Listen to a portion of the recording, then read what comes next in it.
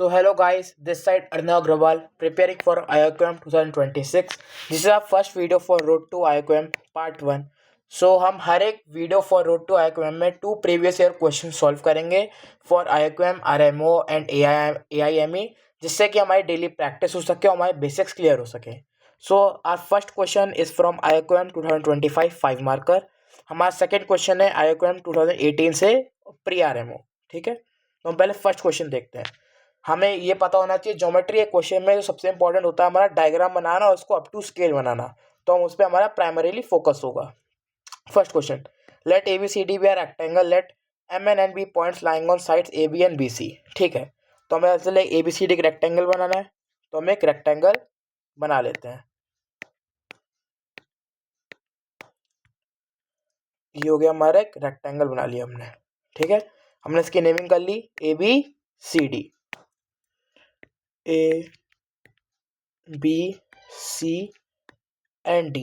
Next question क्या कह रहा है, let M be a point on AB. AB पे हमारा कोई पॉइंट एक M है, सपोज हमने उसको यहां मान लिया. N B a point on BC. BC पे हमारा कोई पॉइंट एक आपका N है. नेक्स्ट क्वेश्चन क्या कह रहा है, assume that MC equals to CD. जो हमारा MC है, MC, ये जो हमारा MC है ये आपका CD के इक्वल है, मतलब कि ये आपका एक आइसोसेलेस ट्रायंगल फॉर्म करेगा. तो हम इसको पहले ज्वाइन कर लेते हैं.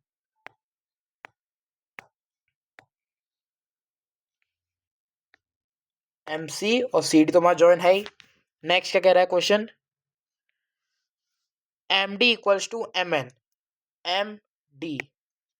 MD इक्वल्स टू MN, ये भी हमें दे रखा है, तो हम इसको भी ज्वाइन कर लेते हैं.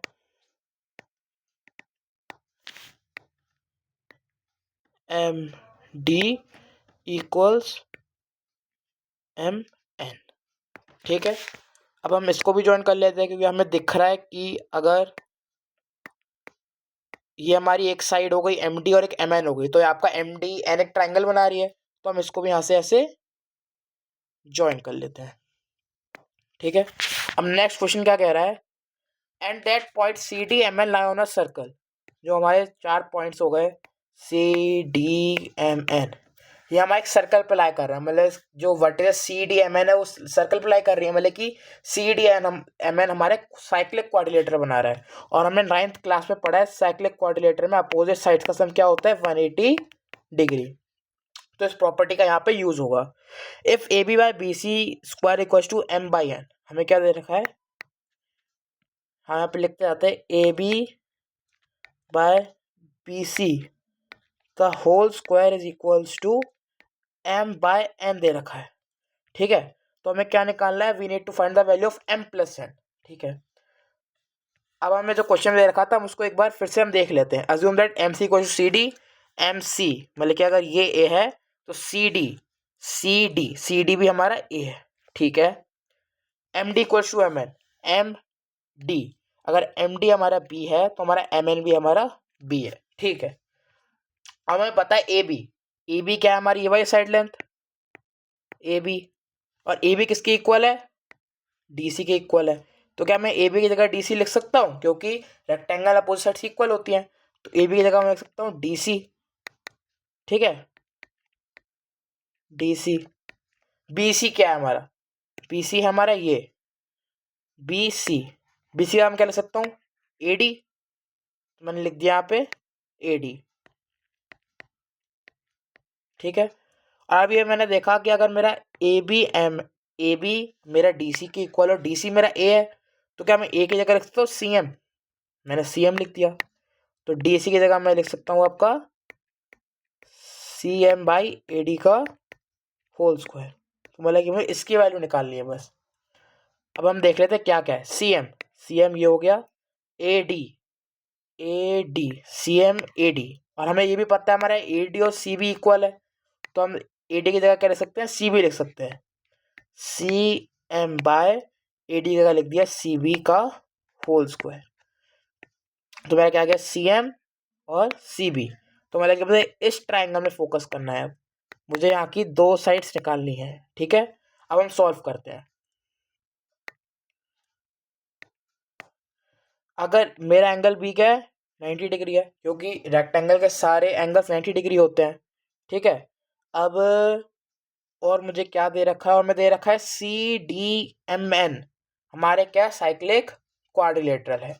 तो हमें CDMN साइक्लिक क्वाड्रिलेटरल, हाँ CDMN, ठीक है। और मुझे ये भी पता है मेरा एंगल सी भी 90 डिग्री है, तो मेरा एंगल एम भी क्या हो जाएगा, 90 डिग्री हो जाएगा। अब मुझे पता है अगर ये मेरे साइड लेंथ ए है, ये ए है और ये भी ए है, तो इसके अपोजिट एंगल्स भी इक्वल होंगे, मतलब कि ये वाला एंगल इस एंगल की इक्वल होगा, है ना। और मेरा बी और ये भी इक्वल है, तो मतलब कि ये और ये एंगल्स भी इक्वल होंगे। तो मैं पहले वही लिख लेता हूँ, अगर ये 90 है तो ये दोनों एंगल्स इक्वल हो गए, तो ये मेरी इसकी मेजरमेंट होगी 45 डिग्री, इसकी मेजरमेंट भी होगी मेरी 45 डिग्री। ठीक है, और ये अगर ये हमारा ए है और हमारा ये ए है, तो मतलब कि ये दो भी इक्वल हो जाएंगे, है ना। तो मतलब कि अगर ये हमारा एंगल थीटा है, तो ये वाला एंगल क्या हो जाएगा मेरा 45 प्लस थीटा, ये वाला एंगल मेरा ये हो जाएगा। ठीक है, अब मैं थोड़ा सा सेगमेंट्स में देखता हूँ। ये 45 डिग्री कौन सी सेगमेंट बना रही है, एमडी बना रही है। क्या एमडी में कोई और एंगल बन रहा है, हाँ ये वाला एंगल बन रहा है। तो मतलब कि अगर ये 45 है तो ये भी 45 हो गया, तो मतलब कि ये वाला एंगल हो गया मेरा 45 डिग्री। तो ये एंगल क्या हो गया, 45 डिग्री हो गया। अब मुझे पता था मुझे इस वाई ट्राइंगल पे फोकस करना है, MCBY ट्राइंगल फोकस करना है। तो ये मेरा 90, ये मेरा 45, तो ये वाला एंगल मेरा क्या हो गया 45 डिग्री। अब बस इस ट्राइंगल फोकस करना, CMB वाले ट्राइंगल में मुझे क्या निकालना है, CM/CB। तो CM मेरा क्या है यहाँ पे, हाइपोटेनस, और CB क्या है मेरी एडजेसेंट, और ये क्या है मेरा परपेंडिकुलर। परपेंडिकुलर किसके लिए है, एंगल 45 डिग्री लिख रहे, ये वाला परपेंडिकुलर है मेरा। तो मैं 45 डिग्री में क्या मैं ट्रिग्नोमेट्री लगा सकता हूँ क्या थोड़ी, तो मैं लिख सकता हूँ क्या, सेक 45 डिग्री मेरा क्या होगा, CM/CB होगा। क्योंकि सेक क्या होता है, सेक ये तो बताता है हाइपोटेनस बाई एडजेसेंट, तो मैंने वही लिखा है यहाँ पे। ठीक है, और मुझे निकालना क्या है, CM/CB का होल स्क्वायर, मतलब कि इसका होल स्क्वायर कर दिया और इसका होल स्क्वायर कर दिया। और मुझे पता है सेक 45 की वैल्यू क्या होती है, √2, √2 का होल स्क्वायर क्या आ गया 2। तो मतलब कि मेरा आंसर क्या आ गया, 2 आंसर आ गया। आंसर क्या आ गया 2। तो मतलब कि CM/CB की वैल्यू क्या आ गई मेरी 2 आ गई। अंडरस्टूड। अब हम नेक्स्ट क्वेश्चन देखते हैं। ठीक है गाइस, तो कंटिन्यू करते हैं। अब हमारे पास सेकंड क्वेश्चन है फ्रॉम PRMO 2018। अब हम इसको सॉल्व करते हैं। ठीक है, क्वेश्चन क्या कह रहा है, let A B a chord of a circle centre O, let C be a point of the circle such that A B C equals 30 degree and O lies inside the triangle A B C. ठीक है, let D be a point on A B such that angle D C O equals to O C B equals to 20 degree, find the measure of angle C D O in degrees. ठीक है, तो पहले हमें एक circle बनाना है, तो मैं पहले एक सर्कल बना लेते हैं।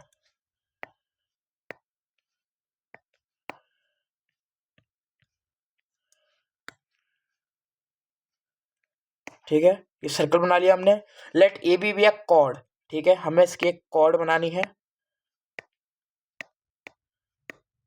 तो हमने कहा आपकी एक कॉर्ड बना ली, कॉर्ड का नाम क्या है ए बी,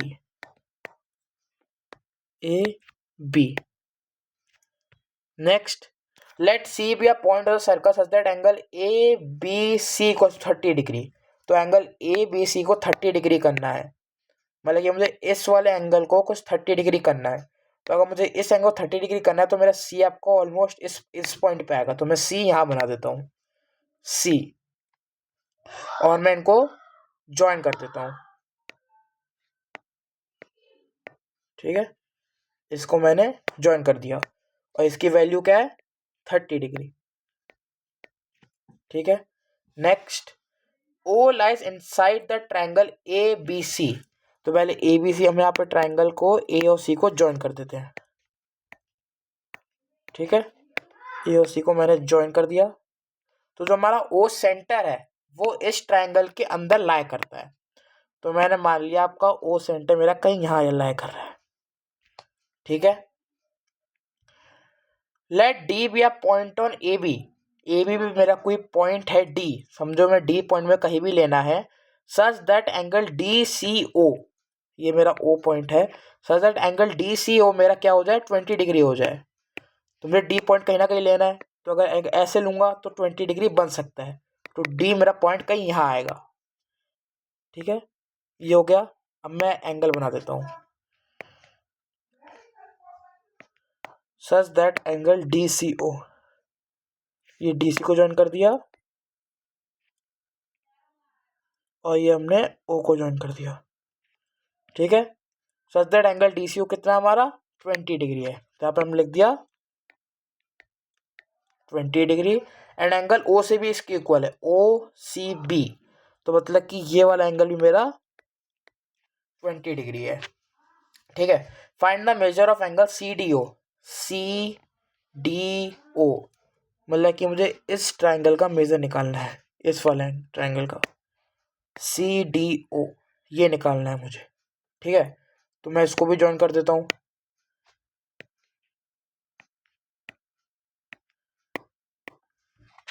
तो मैंने ज्वाइन कर दिया। ठीक है, जो मुझे एंगल निकालना है उसको मैं एक्स बोल देता हूँ। ठीक है, मुझे निकालना है ये वाला एंगल, तो मैंने उसको लिख दिया ये वाला एंगल निकालना है एक्स, और सी डी ओ की मेरी डिग्री की वैल्यू क्या आएगी, एक्स के बराबर आएगी, जो भी मेरा एक्स आएगा। ठीक है, अब मुझे पता है कि अगर मैं इसको ऐसे देखूँ जाएगी मेरा ओ सी क्या है, मेरी एक रेडियस है। तो मैं जहाँ जहाँ रेडियस बना सकता हूँ मैं वहाँ वहाँ रेडियस बना देता हूँ। ठीक है, जैसे कि देखो मैं यहाँ पे बना सकता हूँ रेडियस, है ना, और फिर मैं एक आपकी यहाँ पे बना सकता हूँ। पहले यहाँ से देखते हैं हमें क्या क्या रिजल्ट मिल पाता है।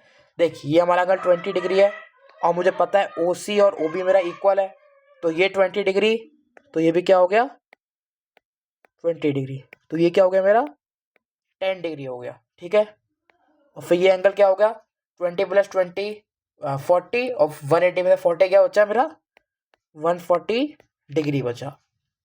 ठीक है, अब हम और क्या कर सकते हैं, हमें ये भी पता है मेरा ओ सी और ओ डी, नहीं हाँ नहीं, क्योंकि मैं ओडी को रेडियस नहीं बोल सकता, क्योंकि ये यहाँ तक ही है, मुझे यहाँ तक बनानी है, तो मैं इसको रेडियस नहीं बोल सकता। तो मुझे यहाँ पे एक और कंस्ट्रक्शन करनी पड़ेगी, मुझे ओ और ए को ज्वाइन करना पड़ेगा। ठीक है, ओ और ए को ज्वाइन करना पड़ेगा। अब इस वाले ट्राइंगल में देखो, इस वाले ट्राइंगल में ये इसकी इक्वल है, तो मतलब कि ये वाला एंगल इस एंगल की इक्वल होगा। तो ये 10 है, तो ये भी क्या हो गया एंगल, ये वाला एंगल कितना हो गया 10 डिग्री का हो गया।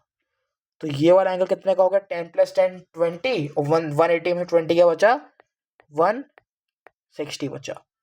ठीक है, तो फिर ये वाला एंगल कितना हो गया 160 प्लस 140 हो गया आपका 360 का, तो मतलब ये वाला एंगल हो गया मेरा 60 डिग्री। और मुझे पता है कि इस वाले ट्राइंगल में ओ ए और ओ सी ये भी आपकी इक्वल है, तो मतलब कि ये वाला एंगल इस एंगल की इक्वल हो जाएगा।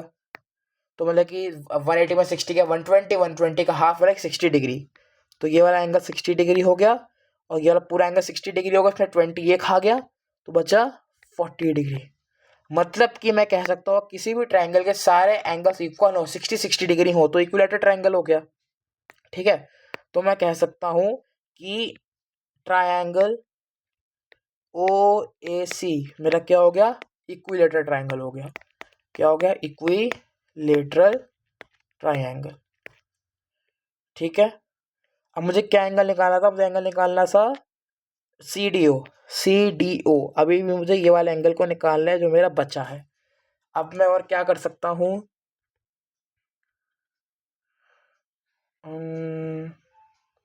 हाँ देखो, अब इस थोड़ा ट्रायंगल शायद हमें थोड़ा बड़ा करना पड़ेगा। ये देखो, देखो ये हमारा 10 डिग्री हो गया, ये भी हमारा 10 डिग्री हो गया, है ना। तो ये हमें बस केवल ये वाला एंगल पता करना है, ये वाला। अगर हमें कहीं से भी ये वाला एंगल पता चल गया कि क्या है ये वाला एंगल, तो हम इस क्वेश्चन हम सॉल्व कर पाएंगे। ठीक है, हाँ देखो हम यहाँ से कर सकते हैं। देखो देखो ये हो गया मेरा 160 और ये हो गया 10, है ना। तो ये वाला अगर ट्राइंगल में देखूँ मैं, ये वाले ट्राइंगल में DOB, अगर इसमें एंगल सम प्रॉपर्टी लगाओ तो 160 + 10 हो गया 170, तो ये वाला एंगल मेरा हो गया 10 डिग्री का। मतलब कि ये भी हमारा इक्वल, ये हमारा क्या हो गया, आइसोसेलेस ट्राइंगल हो गया।